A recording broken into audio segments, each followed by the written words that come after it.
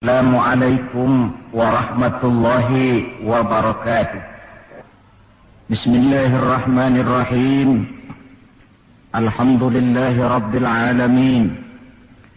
Wassalatu wassalamu ala asyrafil anbiya'i wal mursalin Sayyidina Muhammadin wa ala alihi wa ashabihil mujahidin at-tahirin, amma ba'du. Bapak-bapak, ibu-ibu, saudara-saudara, ma'asyiral muslimin rahimakumullah. Kita tahu bahwa sejarah sepanjang perjalanannya banyak mencatat orang-orang besar. Ada orang menjadi besar oleh karena pangkat, jabatan dan kekuasaannya. Apabila pangkat, jabatan dan kekuasaannya selesai, maka selesai kebesarannya sampai di situ. Ada orang menjadi besar oleh karena harta benda dan kekayaan yang dimilikinya. Bila suatu saat ia jatuh bangkrut, tamatlah kebesarannya sampai di situ. Ada pula orang yang menjadi besar oleh karena ia dibesar-besarkan dan berusaha setengah mati untuk mencapai kebesaran tadi. Bila suatu saat terjadi pergeseran nilai, masyarakat mencemoohkannya, maka kebesaran itu pun selesai sampai di situ. Adapun Rasul yang kita peringati maulidnya saat ini, beliau besar bukan lantaran pangkat, jabatan dan kekuasaan. Beliau besar tidak karena harta benda dan kekayaan. Pun beliau menjadi besar tidak karena dibesar-besarkan oleh umatnya. Beliau besar karena dibesarkan oleh Allah Subhanahu wa ta'ala. Satu kali orang sudah dibesarkan oleh Allah, bagaimanapun usaha orang lain untuk mengecilkannya, orang itu akan tetap menjadi besar. Tetapi satu kali orang dikecilkan oleh Allah, satu negara orang mau mengangkat dia, kalau memang dasarnya potongan nyungsep, naik ke atas juga. Tidak ada seorang penulis pun, baik ia dalam Islam maupun dari luar Islam, jikalau mau bicara dengan jujur, yang tidak mengagumi kebesaran pribadi dan martabat Rasulullah sallallahu alaihi wasallam. Dalam satu kalimat yang indah, Imam Busairi di dalam qasidah burdahnya menjelaskan kepribadian beliau dengan untayan kata, kal badri fi syarafin wa zahri fi tarafin wal bahri fi karamin wa dahri fi himamin. Rasulullah itu, kata beliau, tinggi martabat bagai rembulan, tabah dan ulet laksana masa, dermawan bak samudra luas biru membentang, tabah dan ulet laksana masa. Itu sebabnya beliau oleh Allah dijadikan figur, dijadikan model dan pola sebagai contoh bagi kehidupan umat Islam. Sehingga di dalam Al-Quran Allah menyatakan, laqad kana lakum fi rasulillahi uswatun hasanah. Sungguh telah ada bagi kamu pada diri Rasulullah itu contoh teladan yang sangat baik. Timbul pertanyaan, mengapa Rasul menjadi contoh buat kita?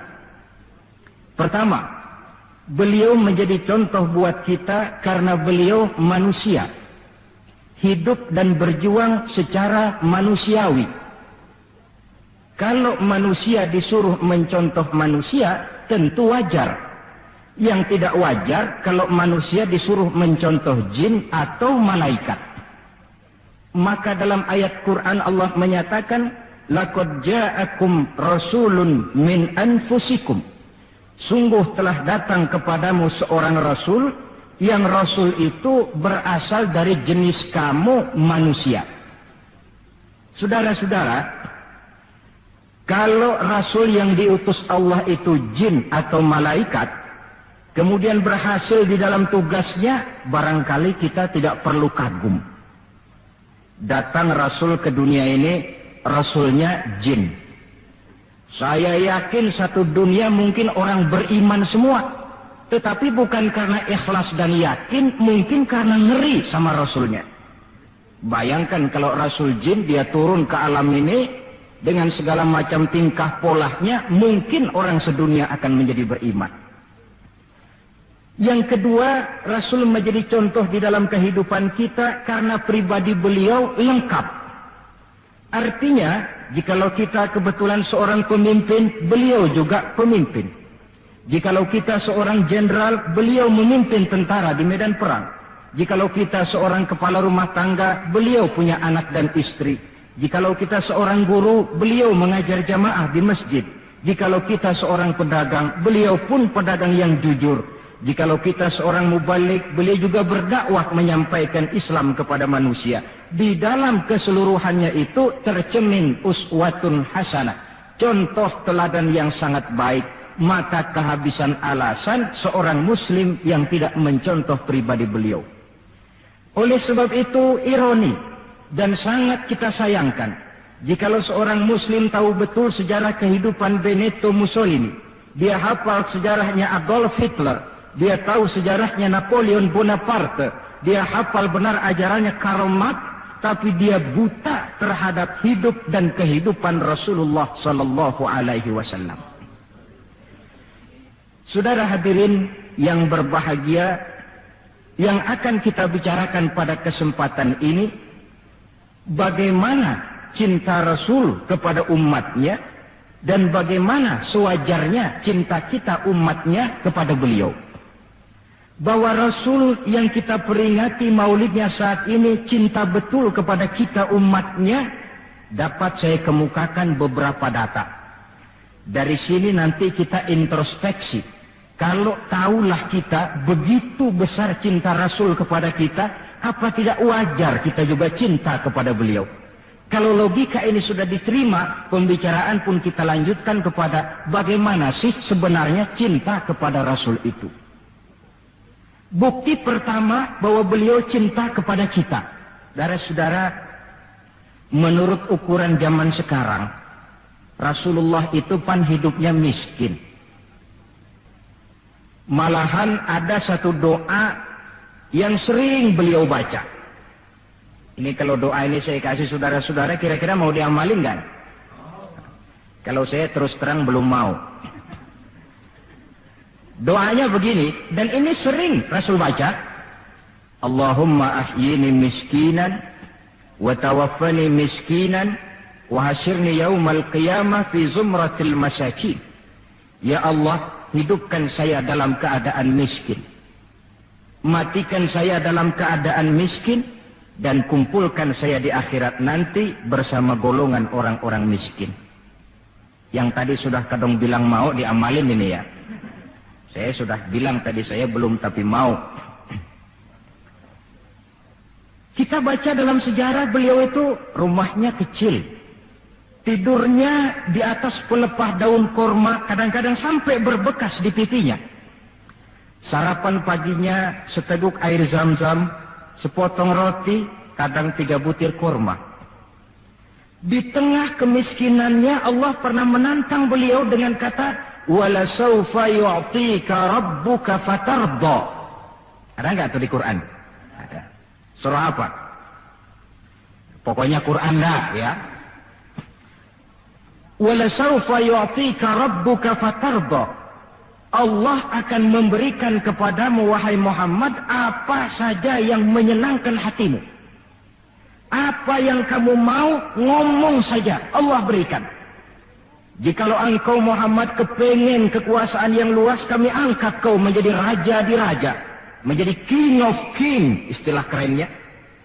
Jikalau kamu kepengen kaya Muhammad, itu Jabal Uhud sanggup menjadi bukit emas. Sehingga itu di dalam Barzanji diceritakan, warawadathul jibalu bi an takuna lahu zahaban fa'aba. Jabal Uhud menawarkan diri menjadi bukit emas, tetapi Nabi menolak. Jikalau engkau wahai Muhammad kepingin wanita cantik, bilang saja anak siapa. Ditawarkan semacam ini, beliau menjawab, idzan ya Rabb, la arda wa wahidun min ummati finnar. Kalau memang demikian ya Allah, apapun saja yang diberikan kepada saya, berikanlah saya kekuasaan yang luas, berikan saya emas sebesar Jabal Uhud, berikan saya kekayaan yang tak ternilai sekalipun, seluruhnya tidak akan sanggup menyenangkan hati saya selama saya dengar masih ada satu saja umat saya yang masuk ke dalam neraka. Ternyata di tengah kemiskinannya, tawaran harta tidak menggiurkan beliau. Tawaran kekuasaan tidak menggiurkan beliau. Yang difikirkan siang malam adalah keselamatan kita umatnya ini. Cuma kadang-kadang kita umatnya yang dipikirin ini seperti pepatah, ada itu pepatah Prancis, balung-balung langka dagingnya, ditulung-tulung langka elinge. Ya, saudara tentu tahu artinya itu, tidak usah saya terjemahkan. Bukti pertama. Bukti yang kedua, ketika turun perintah hijrah, ketika itu posisi umat Islam di Mekah sudah sangat terpepet. Sebagian sahabat sudah mengusulkan kita hijrah saja ya Rasul. Hijrah sih hijrah, tapi ini komando belum turun. Sebab kita tahu kebijaksanaan apapun yang beliau ambil tentu menunggu wahyu.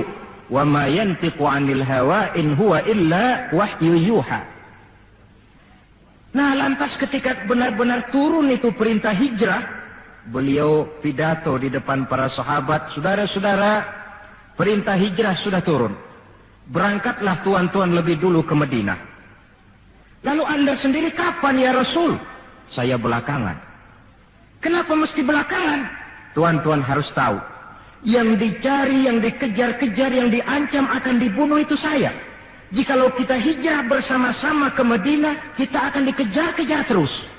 Tapi kalau tuan-tuan berangkat lebih dulu ke Madinah, sementara saya tetap berada di kota Mekah ini, tuan-tuan akan sampai ke kota Mekah dengan tenang dan selamat, sebab saya yang mereka cari masih tetap berada di kota Mekah. Keadaan begitu kritis, tapi umatnya dulu disuruh hijrah, beliau bertinggal di kota Mekah menghadang mara bahaya. Ini rupanya pemimpin lebih mementingkan keselamatan orang yang dipimpinnya daripada keselamatan dirinya sendiri. Enggak mentang-mentang turun perintah hijrah terus ngepak koper. Umatnya yang disuruh berangkat dulu, keselamatan umatnya yang dipikirkan, cintanya kepada umatnya.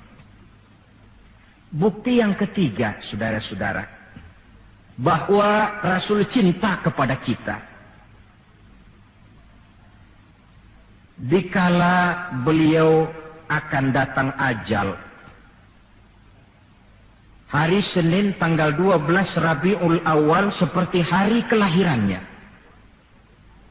Dikala itu sakit beliau sudah agak payah. Datang waktu subuh di Madinah ini, Bilal pun azan di masjid.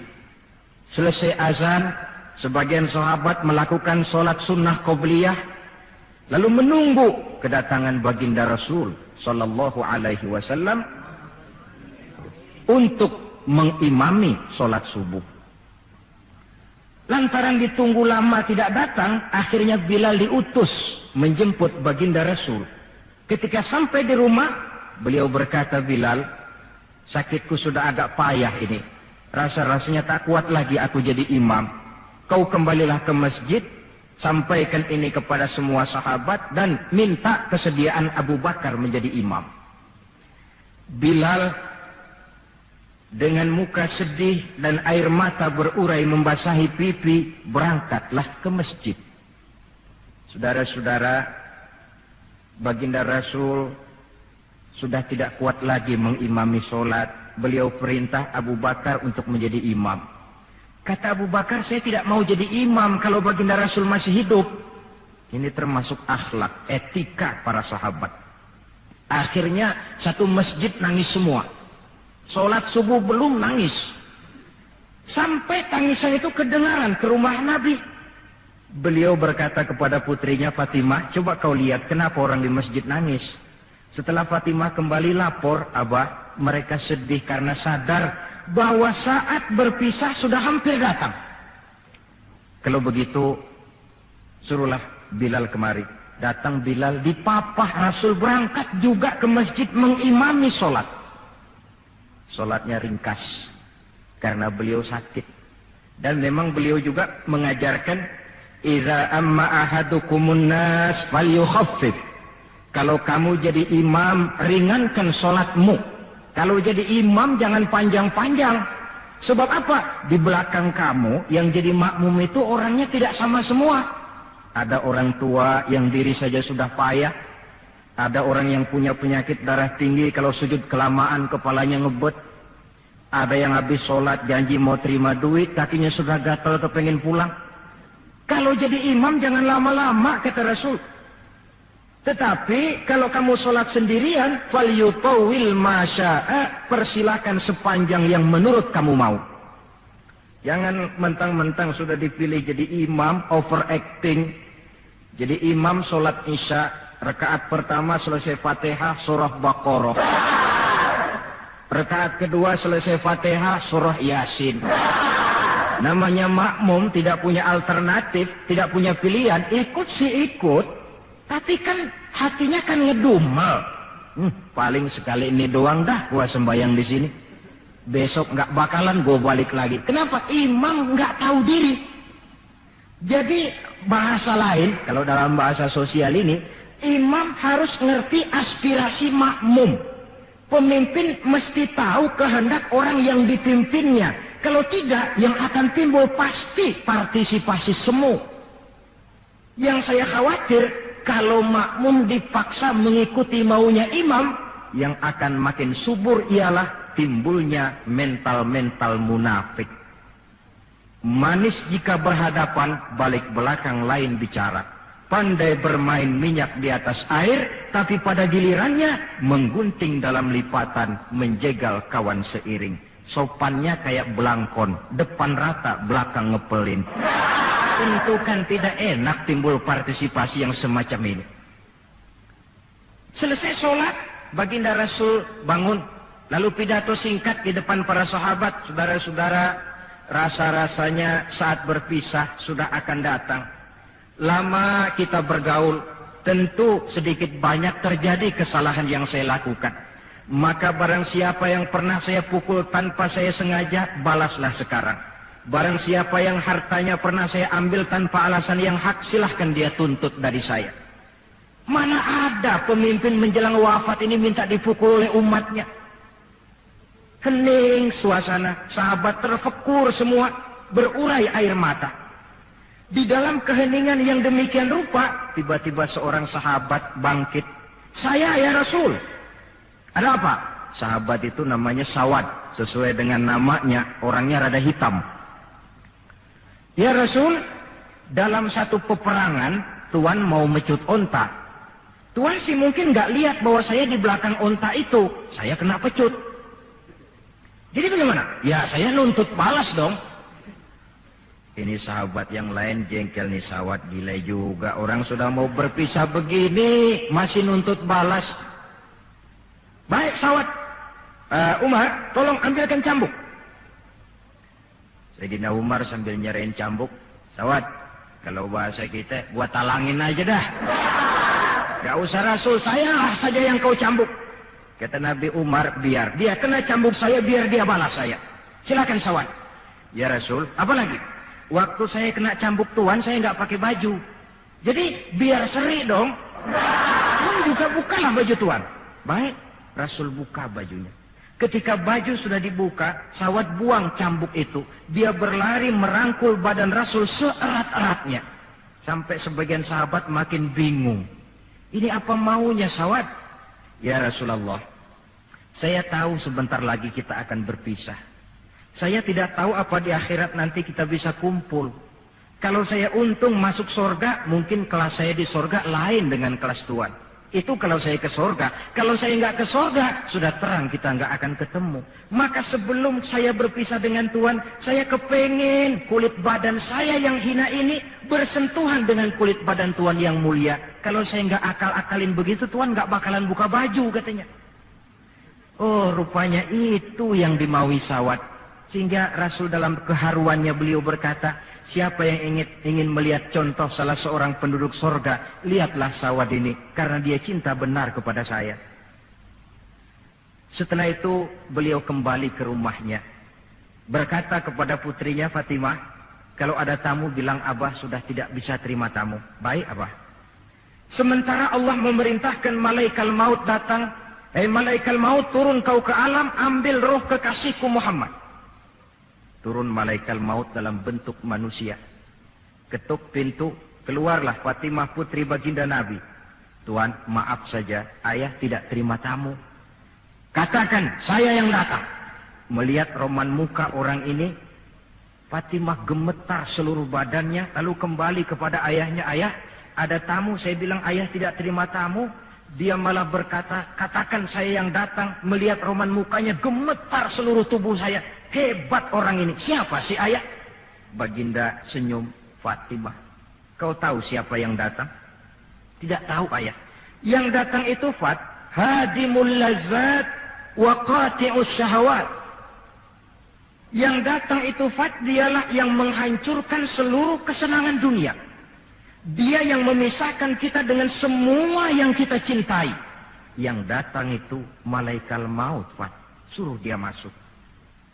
Ketika malaikat maut masuk, ya malaikat maut, sudah datang saatnya. Ya Muhammad. Aina Jibril? Malaikat Jibril di mana? Sebentar lagi dia datang.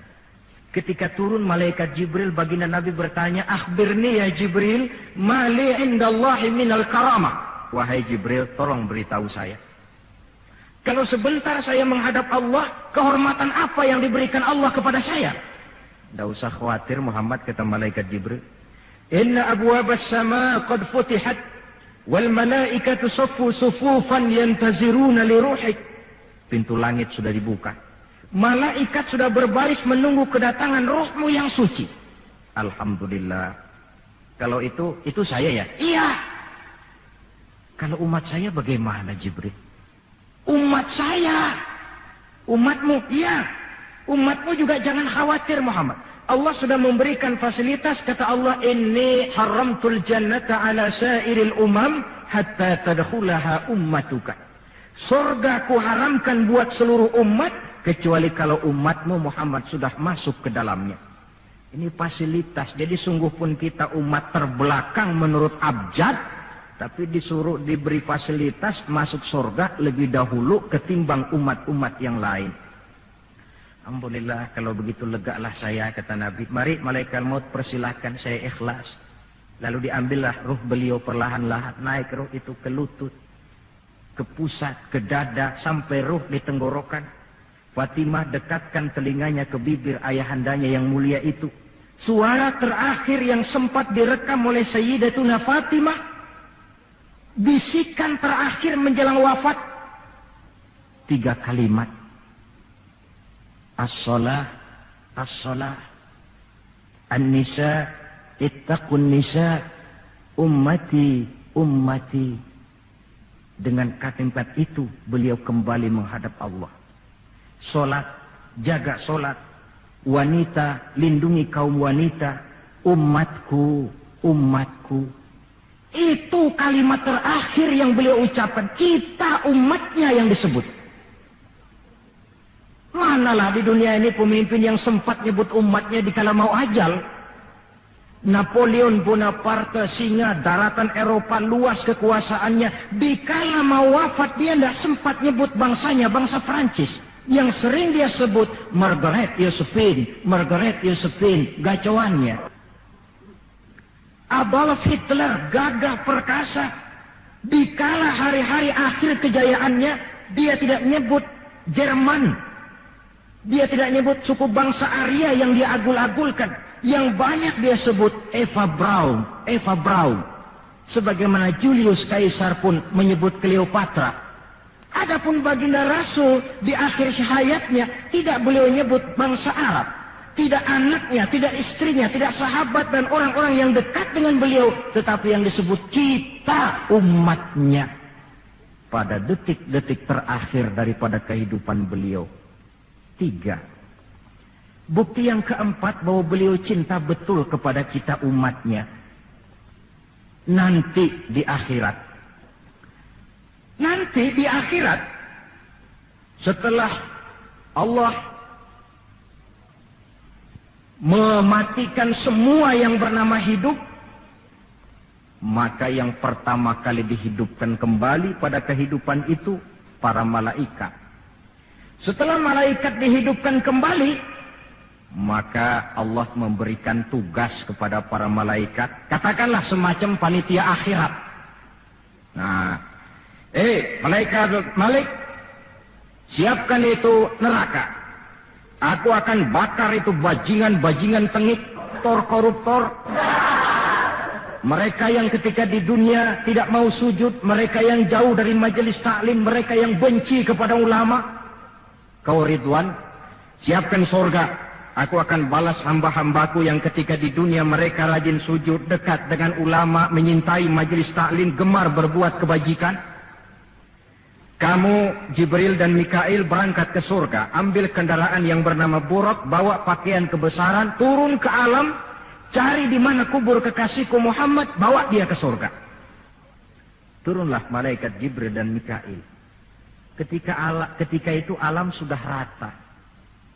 Malaikat Jibril berdoa, ya Allah, saya mohon pertolonganmu agar bumi yang menyimpan tubuh suci Muhammad terbuka hendaknya.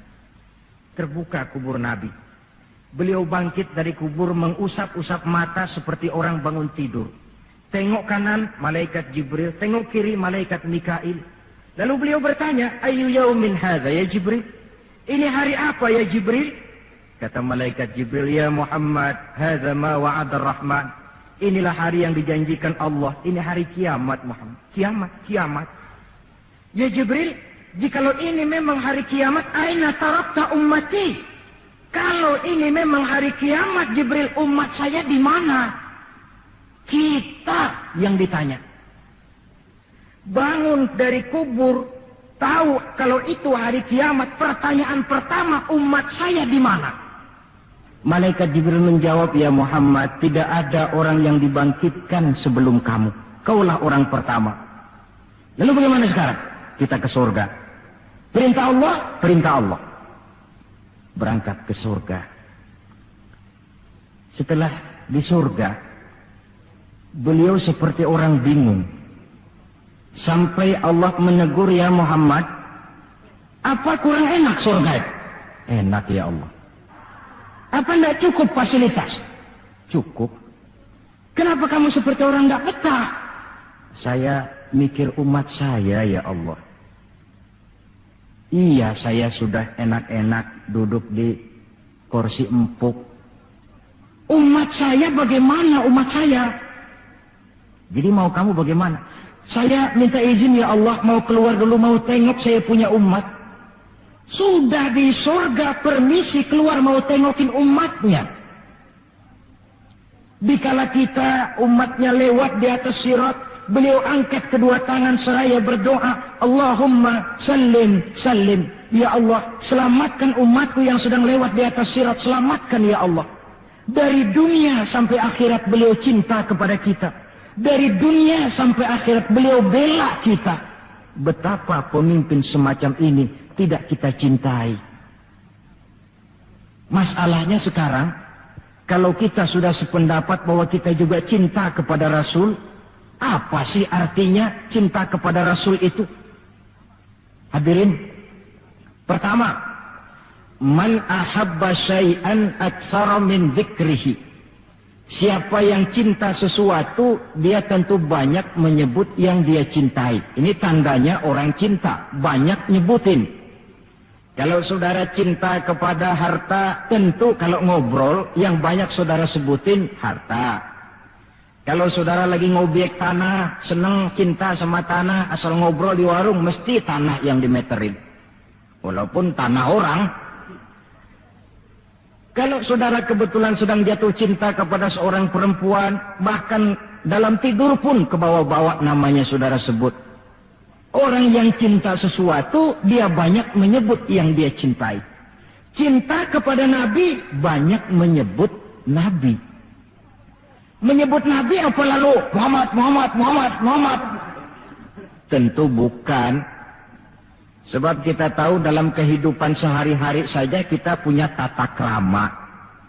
Gubernur lewat, tentu tidak berani kita secara langsung menyebut namanya. Mesti kita berkata, itu ada Bapak Gubernur lewat. Kita sebutlah predikatnya. Itu ada Bapak Menteri lewat. Itu kepada pejabat. Entahlah pula kepada seorang junjungan alam. Banyak menyebut Nabi artinya banyak membaca sholawat kepada beliau. Sekurang-kurangnya Allahumma sholli ala Sayyidina Muhammad wa ala ali Sayyidina Muhammad. Satu. Yang kedua, orang yang cinta kepada sesuatu biasanya menjaga, memelihara warisannya. Kita punya orang tua meninggal dunia, ada warisannya, tentu kita jaga sebaik-baiknya. Sudahlah, nggak bisa nambahin, sekurang-kurangnya nggak jualin melulu. Jikalau Rasul meninggalkan kita, jelas beliau tidak meninggalkan harta. Beliau tidak meninggalkan kebun, pabrik, tanah, dan sebagainya. Tapi beliau meninggalkan warisan kepada kita untuk kita jaga, kita pelihara bersama. Apa yang warisan yang beliau tinggalkan? Prinsipnya 3. Yang kedua terdapat dalam hadis, taraktu fikum amrain lan tadillu ma in tamassaktum bihima abada, kitab Allah wa sunnata rasulih. Aku tinggalkan kepadamu 2 perkara yang jikalau kamu mau berpegang teguh kepada keduanya, kau tidak akan sesat untuk selamanya. Quran dan sunnah Rasul. 2. Warisan yang ketiga dalam hadis, al-ulama warasatul anbiya. Ulama adalah ahli waris Nabi. Kalau demikian, maka warisan Nabi itu 3. Quran, sunnah, ulama. Inilah warisan yang perlu kita jaga, warisan yang perlu kita pelihara, yang kita laksanakan dan terjemahkan di dalam kehidupan kita. Mari kita lihat. Warisan pertama, Quran. Kitab suci bagi kita umat Islam. Bagaimana cara kita memelihara warisan yang namanya Quran ini? Pertama, usahakanlah agar membaca Quran menjadi salah satu hobi di dalam kehidupan kita. Kata Nabi, innal ladzi laisa fi jawfihi syai'un minal Qur'an kal bait. Orang yang dari tenggorokannya tidak pernah keluar ayat Quran barang sepotong pun, belum pernah ngaji barang seayat pun, itu orang, kata Nabi, kayak rumah kosong. Rumah biar bagus, potongan Spanyol, gede, mahal, kalau kosong kan angker. Kuntilanak, tuyul, memedi, betah di situ. Dan oleh karena Quran ini produk Allah, dibaca dalam segala keadaan pantas. Di gubuk reot di pinggir kali ada orang baca Quran, pantas. Di rumah mewah ada yang baca Quran, cocok. Kemudian orang sedih baca Quran, terhibur. Orang gembira baca Quran, tidak menjadi lupa diri. Di istana ada yang baca Quran, pantas. Di depan kubur ada yang baca Quran, pantas. Orang kawin dibacakan Quran, bagus. Orang mati dibacakan Quran juga cocok. Lantaran dia produk Allah. Setelah membacanya, lalu meningkatkan kepada tahapan yang kedua. Mencoba memahami isinya. Lewat segala kesempatan yang memang mungkin. Entahlah dengan jalan mengaji, tukar pikiran, diskusi, banyak membaca. Tetapi tentu dengan catatan bahwa kita memahami Al-Quran ini tidak bisa mengandalkan kemampuan intelektual semata-mata. Seperti yang banyak gejalanya terjadi di zaman sekarang ini. Di mana orang mencoba menggali hakikat Quran dengan mengandalkan kemampuan intelektualnya. Kadang-kadang bahasa Arab saja nggak ngerti. Dia gali Quran cuma sekedar lewat terjemahannya. Yang saya khawatir akan timbul kecenderungan di mana orang mikir dulu baru nyari ayat. Akhirnya ayat Quran dicocok-cocokin sama pikirannya. Bukan ada ayat dipikirin, tapi malah mikir dulu baru mencari ayat. Saudara hadirin, munculnya pesantren-pesantren kilat dalam upaya memahami Islam. Secara pribadi saya bersyukur, merasa gembira, tetapi yang saya sayangkan jikalau dengan pesantren kilat itu lalu merasa bahwa diri sudah cukup. Setelah nyantren 1 minggu pesantren kilat, keluar pesantren sudah kayak pendekar, ulama anu salah, kiai anu nggak bener, ustad anu salah, semua ulama-ulama salah. Baru nyantren seminggu sudah semuanya salah. Lebih celaka lagi kalau nanti upaya memahami Islamnya, ini dalam bahasa sosialnya disebut frame of reference, seperti orang buta kenal gajah, yang mati-matian mempertahankan teori bahwa gajah itu tipis dan lebar seperti kipas, cuma karena kebetulan yang dia pegang baru sekedar telinga gajah. Maka upaya memahami Al-Quran tidak bisa dilepaskan kaitannya dengan bantuan orang yang ahli di bidang itu. Barangkali sudah banyak terjemahan Quran di dalam bahasa Belanda, bahasa Inggris, apalagi bahasa Indonesia, yang agak sulit sekarang mencari terjemahan Quran di dalam kehidupan kita. Saya sering ambil contoh ringan, umpamanya nih sensus versi saya. Konon kabarnya, menurut kata yang empunya cerita, penduduk Indonesia ini 90% beragama Islam, betul kan? Nah. Kalau saya numpang tanya, dari jumlah 90% ini, berapa persen yang bisa baca Quran? Kira-kira ada nggak separuhnya? Rasanya nggak ada. 30%? 20% ada ya? 20% adalah, kurang-kurang dikit sama kawan jadilah 20%. Dari jumlah 20% yang bisa baca Quran, numpang tanya lagi, berapa persen yang bisa baca dan tahu artinya? Ada 5%? Saya kira adalah 5% berikut santri-santri yang di pondok pesantren itu. Dari jumlah 5% yang bisa baca Quran dan tahu artinya, berapa persen yang bisa baca, tahu artinya, lalu mengamalkan ajaran Quran? Ini yang masih bisa dihitung dengan jari. Sehingga tidak heran bahwa umat ini mayoritas, tapi lebih sering jadi penonton daripada jadi pemain. Lebih sering jadi objek daripada menjadi subjek. Dalam bahasa Arabnya lebih sering menjadi maf'ul daripada menjadi fa'il. Sebab kuantitas yang tidak diiringi oleh kualitas, ini yang bahasa Nabi, ghusa'un ka ghusa'is sail, seperti busa di lautan. Banyak tapi centang perenang, banyak tapi tidak punya daya dan kekuatan, dihempaskan ke tepian pantai tanpa punya makna dan arti. Kadang kita baca Quran, tapi sementara di pihak lain kita juga yang menginjak-injak isinya. Kita baca ayat, wa ahallallahu al-bai'a wa harramar riba. Allah halalkan jual beli, Allah haramkan riba, tapi renten ditelan terus. Kita baca ayat, wa tasimu bihablillahi jami'an wa la tafarraqu. Berpegang teguhlah kepada tali Allah, jangan kamu bercerai-berai, tetapi sesama muslim main pelotot-pelototan jalan terus. Yang kita baca kadang-kadang, kita juga yang menginjak-injaknya. Ini warisan pertama, Al-Quran. Warisan yang kedua, sunnah Rasulullah Sallallahu Alaihi Wasallam. Yang diantara fungsinya menjelaskan apa yang oleh Al-Quran tidak dijelaskan dalam bentuk detail. Quran misalnya cuma mengatakan aqimis sholat, dirikan sholat. Bagaimana cara sholat? Tidak ada dalam Quran. Bahwa sholat mesti takbiratul ihram, mesti tahiyat, mesti ruku duduk di antara dua sujud, tidak ada dalam Quran.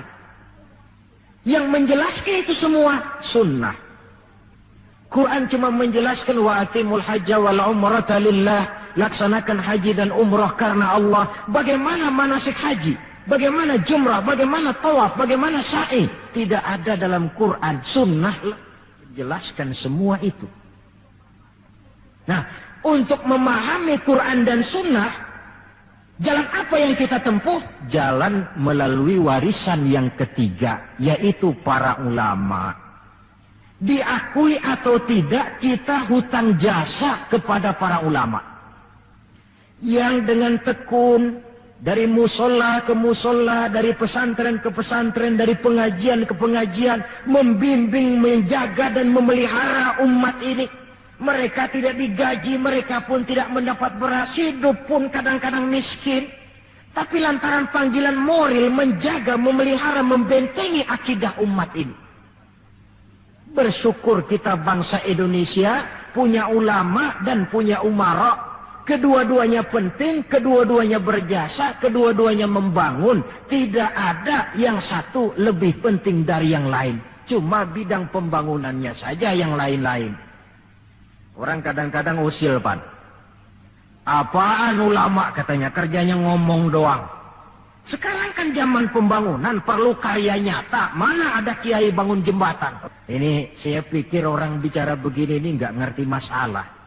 Bukankah asas manajemen yang modern saja mengajarkan the right man on the right job, the right man on the right place, bahwa orang harus ditempatkan sesuai dengan proporsinya.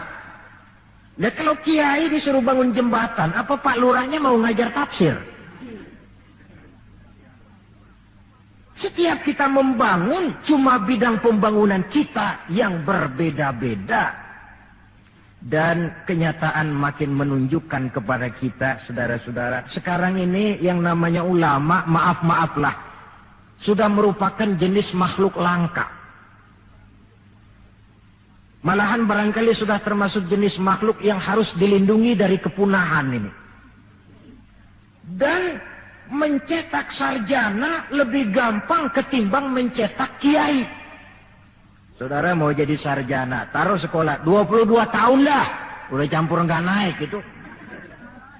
Tapi saudara ngaji dari kecil sampai 20-30 tahun, belum tentu loh jadi kiai. Dan nggak bisa minta. Mas, gua kan ngaji melulu, panggil gua kiai, kenapa sih? Loh, kiai minta begini kan nggak bisa. Kalau ilmunya diakui, akhlaknya jadi contoh, perjuangannya diteladani, umat bersimpati, lalu masyarakat beramai-ramai secara praktis menyebutnya kiai. SK-nya itu di tangan umat. Oleh karena SK-nya di tangan umat, dia tidak kenal pensiun dan jam kerjanya pun 24 jam. Kapan umat perlukan, dia mesti berangkat. Yang saya khawatir, kelangkaan ulama ini menyebabkan terjadinya pergeseran nilai, dan ini pernah dianalisa oleh baginda Rasul sallallahu alaihi wasallam. Apa kata beliau? Inna min asyratis sa'ah, sesungguhnya di antara tanda-tanda kiamat. Nggak usah mikirin kiamat beneran dah. Saya juga nggak pengen ngalamin. Kiamat mini, kiamat kecil-kecilan. Apa itu? Hancurnya sendi-sendi kehidupan sosial. Maksiat merajalela, munkarat menjadi-jadi.